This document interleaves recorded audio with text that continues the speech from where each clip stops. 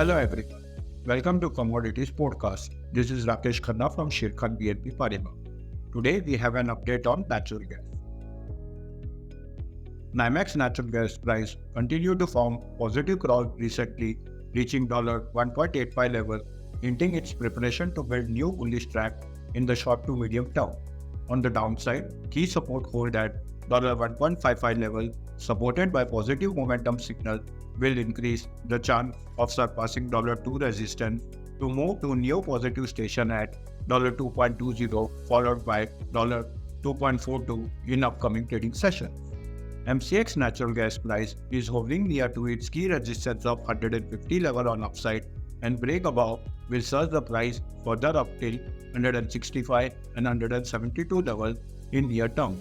On the other hand, key support hold at 138 level on downside and break below will act as a trend reversal.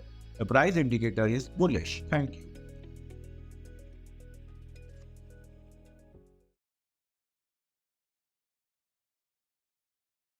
Investment in securities market are subject to market risks. Read all the related documents carefully before investing.